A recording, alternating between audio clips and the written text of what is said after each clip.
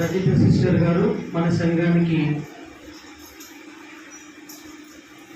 వస్తువు పరంగా నేను తనను ఒక 4 years నుండి చూస్తూ ఉన్నాను. మన సంఘానికి ఎంతో సహాయం చేసుకుంటూ వస్తున్నారు. ఇప్పుడు మీరు కూర్చున్న ఆరాంగా కూర్చున్న ఈ హెవీ చైర్స్ ఉన్నాయి కదా, కుర్చీలు, తానే స్పాన్సర్ చేశాం. కూలర్ కూడా స్పాన్సర్ చేసింది. చాలాసార్లు భోజనాలు పెట్టింది. ఈరోజు కూడా భోజనాలు సంథింగ్ స్నాక్స్ చేస్తా అన్నారంట, కానీ చేసేటోళ్ళు ఎవరు లేరు. కాబట్టి పాస్టర్ మా వద్దని చెప్పారంట. అంటే తన హృదయము ఈ సంఘం పట్ల ఎంతో గొప్పదో అనే విషయంలో నేను మీ అందరికీ కూడా తెలియజేస్తున్నాను. ఇటువంటి వాళ్ళు ఒక 5 మంది ఉంటే చాలు మన సంఘానికి. మీరు ఏవైతే ఈ టైంలో అవస్థ పడుతున్నారో, ఇబ్బందులు పడుతున్నారో అవి లేకుండా అయిపోతాయి. ఉన్నారు కానీ తనలాగా సహృదయంతో ముందుకోసం చేయరు. దేనికి పెట్టుకుంటారు అంటే వాళ్ళకు అనారోగ్యము పాలైనప్పుడు ఇంకేదో కారణాలు పెట్టుకుంటారు. కానీ దేవుని సేవ కోసం మాత్రం ముందుకు వచ్చేటువంటి వారిలో నాకు తెలిసి ప్రధానమైనది first and foremost great believer ఎవరంటే సిస్టర్ రజిత.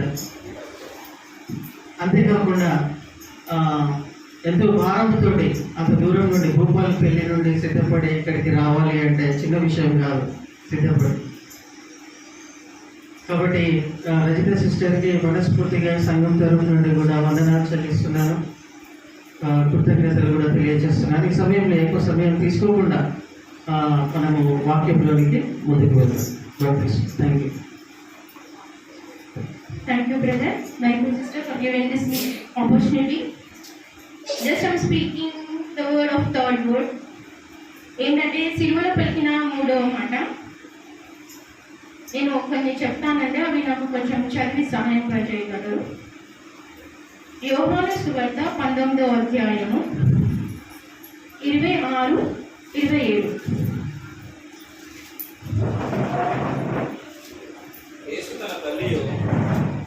యేసు తన తల్లియు ఓకే బ్రదర్, అమ్మా ఇదిగో నీ కుమారుడు అని తన తల్లితో చెప్పాను. తర్వాత శిష్యుని చూచి ఇదిగో నీ తల్లి అని చెప్పాను. ఓకే, ఇది నాకు ఇచ్చినటువంటి మాట. ఇందులో చూసినట్టయితే ఫస్ట్ ఇది ఒక ప్రేమ వాక్కుగా మనము తెలుసుకోవచ్చు, మరియు బాధ్యత కలిగిన మాటగా మనము చెప్పుకోవచ్చు. ఇందులో మనం చూసినట్టయితే ఫస్ట్ యేసుక్రీస్తు ఎందుకు వచ్చాడు ఈ భూమికి అంటే తన తండ్రి చిత్తము నెరవేర్చడానికి. మరియు ఇక్కడ ఇంకొక మాట కూడా మనకి తెలుస్తుంది. ఇక్కడికి వచ్చిన తర్వాత తనకు ఒక కుటుంబం అనేది ఏర్పరిచింది దేవుడు. ఈ 2 చిత్తాన్ని దేవుడు ఫుల్ఫిల్ చేశాడు. ఎందుకు అంటే 33 yearsలోనే తను శిలువ మరణం ఇచ్చాడు, ప్లస్ తండ్రి చిత్తాన్ని కూడా నెరవేర్చడం జరిగింది. అది ఏంటి అంటే అది మానవ జాతి కొరకు ఇక్కడికి వచ్చాడు, తండ్రి చిత్తము కూడా నెరవేర్చడానికి. ఇక్కడ ఒక మనము ఇది 3rd మాట. అయితే ఫస్ట్ చిన్నపిల్లలుగా మన పిల్లలు ఉన్నప్పుడు ఒకసారి చూడండి, మన పిల్లలు మాట్లాడుతున్నప్పుడు ఫస్ట్ మాట అమ్మ అని తాత అని ఏదో ఒకటి పలుకుతున్నప్పుడు మనం ఎంతగానో ఆనందిస్తాం. అసలు ఎట్లా అంటే వాడి ఫస్ట్ మాట ఇది పలికిండు, ఇది వీడియో తీసుకోవాలి, ఇది మెమొరబుల్గా ఉండాలి. ఏంటంటే వాడు పెద్దగైన తర్వాత వాళ్ళ పిల్లలకి చూపించడము ఏంటో ఒక మెమొరబుల్ వర్డ్ అనేది మన పిల్లల ద్వారా మనం పొందుతాము. అలాగే మనం బెడ్ ఎక్కినాం అనుకోండి, లాస్ట్లో ఇప్పుడు చందు బ్రదర్ చెప్పినప్పుడు మన ఆస్తి విషయాలు మన పిల్లలకి చెప్పడము, మనం ఎల్ఐసి చేసినామనో నీ పేరు మీద ఇట్లా చేసినాము అట్లా చేసినామని ఖచ్చితంగా చెప్పేస్తాము ఏదో ఒక విషయంలో. అలా చెప్తుంటాము. ఆ విషయాలు ఎంత ఇంపార్టెంటో చివరిలో పలికిన విషయాలు కూడా అంతే ఇంపార్టెంట్గా ఉంటున్నాయి. అయితే ఈ మాటలు మనం చూసినట్టయితే ప్రేమను బాధ్యత కలిగించే మాట. ఫస్ట్ యేసుక్రీస్తు యేసుక్రీస్తు ఒక ఫ్యామిలీ క్రియేట్ చేశారండి.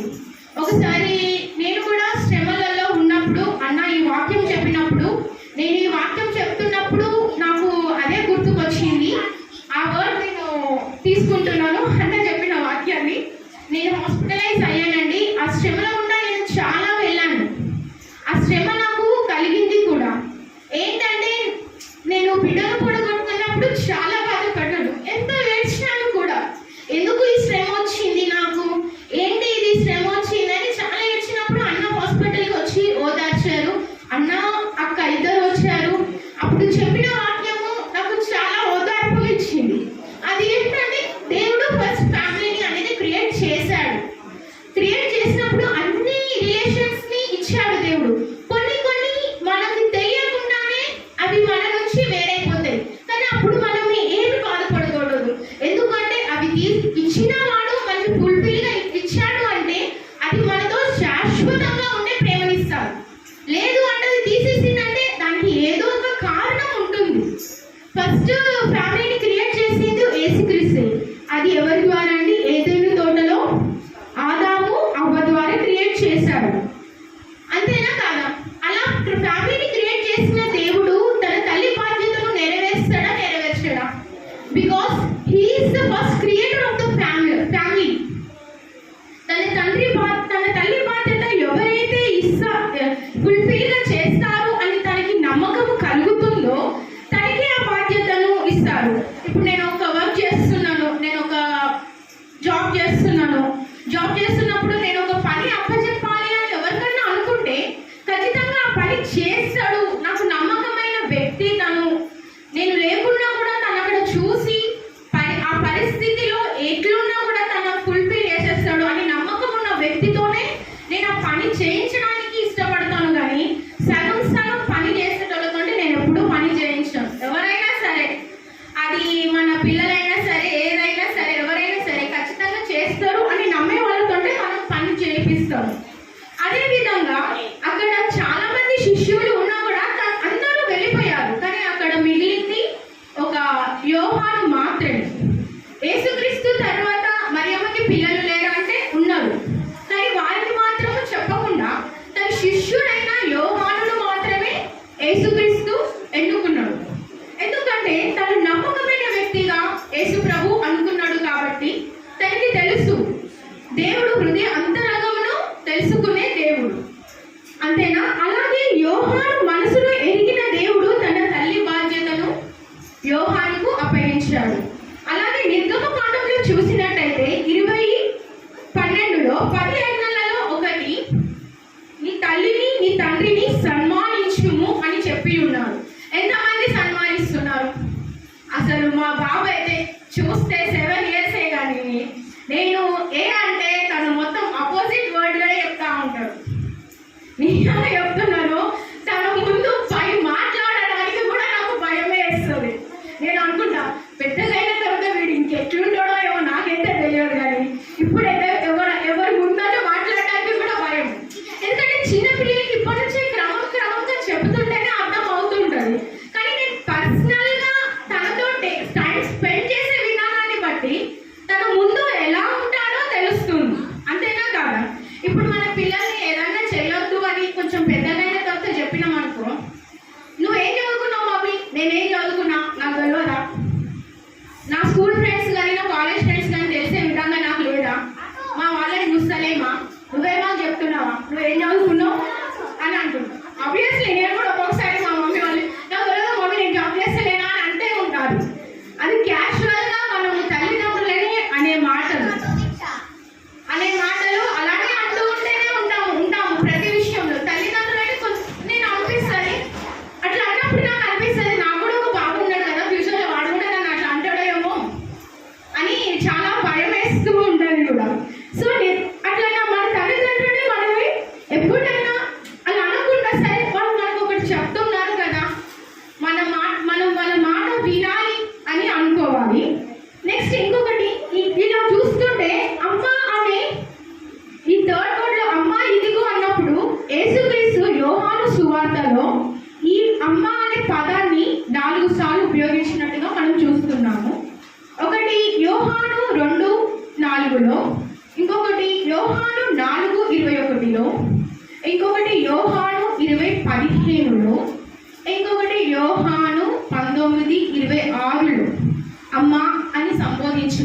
జరిగింది.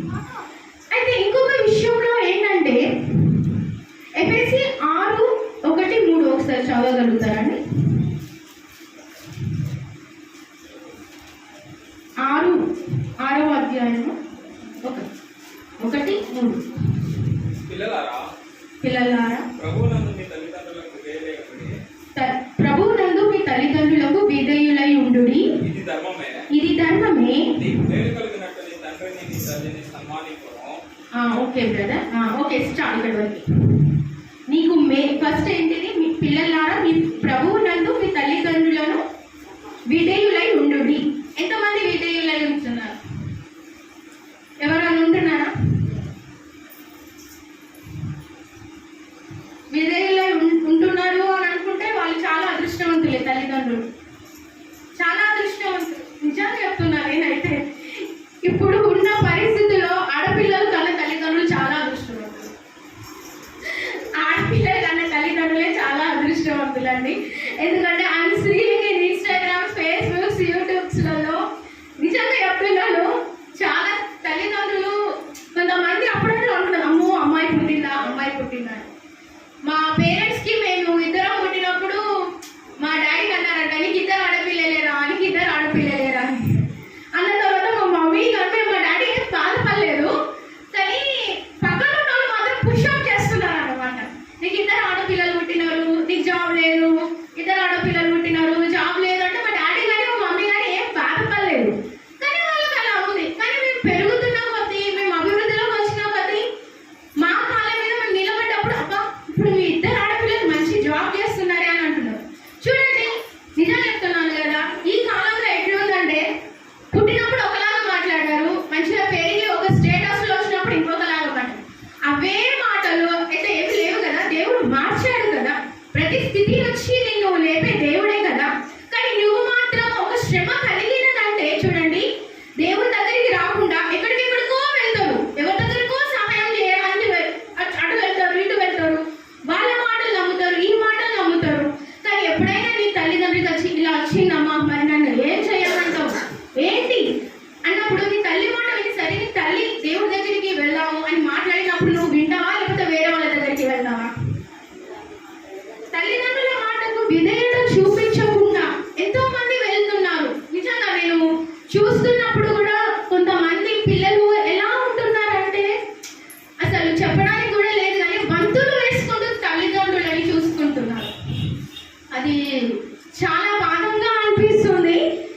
కానీ ఇప్పుడున్న దాంట్లో అంతే ఉంది. ఎప్పుడైనా అలానే అనిపిస్తుంది. కానీ తల్లి అలా అనుకోదు కదా, పెంచుతున్నప్పుడు కానీ చేస్తున్నప్పుడు మీకు. ఎందుకంటే ఆ పేరుగా పోయినప్పుడు ఆడపిల్లలకు తెలిసినంతగా అబ్బాయిలకి అనేది తెలియదు అని అంటూ ఉంటారు. కానీ యేసుక్రీస్తు అలా అనుకోవట్లేదు ఇక్కడ. ఎందుకు అంటే తన తల్లి బాధ్యత, తన తల్లి ఎట్లా అవమానాలు పడింది తన కోసం, అన్నీ ఉన్నప్పటికీ కూడా ఒక పశువుల పాకలో తన కోసము ఎన్నో కష్టాలు పడి పెంచింది. యోసేపు కూడా తనని వద్దు అని వదిలించుకున్నాము అన్నప్పటికీ కూడా తన విషయంలో ఎంతో ఉండి తనని ఎంతో బాగా చూసుకుంది అని అనుకుంటున్నప్పుడు యేసయ్య చూడండి ఎన్ని డిఫికల్టీస్ గా ఉన్నా కూడా తన తల్లి బాధ్యత మర్చిపోలేదు, తన బాధ్యతని మర్చిపోలేదు, తన ప్రేమని మర్చిపోలేదు. అలాగే దేవుడు చూడండి, దేవుడు ఫస్ట్ మనము ప్రియారిటీ ఇవ్వాల్సింది ప్రభువైన యేసుక్రీస్తుకి. అలాగే ఈ లోకంలో దేవుడు మనకిచ్చిన గొప్ప బహుమానం ఏంటంటే తల్లిదండ్రులు. తల్లిదండ్రులు ఉన్నంతసేపే మనము అమ్మ వాళ్ళ ఇంటికి వస్తాము, తర్వాత రాలేదు. చాలా మంది అలానే అనుకుంటూ ఉంటారు.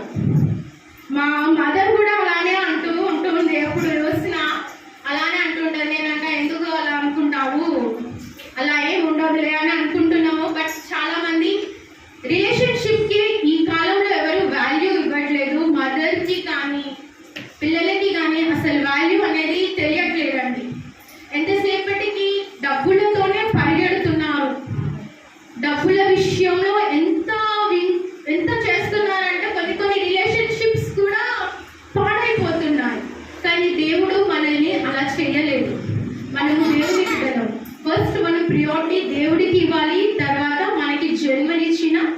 తల్లిదండ్రులకి ఇవ్వాలి. ఇదే నాకు దేవుడి పరిశుద్ధ వాక్యం దీవించుగాక. ఆమేన్.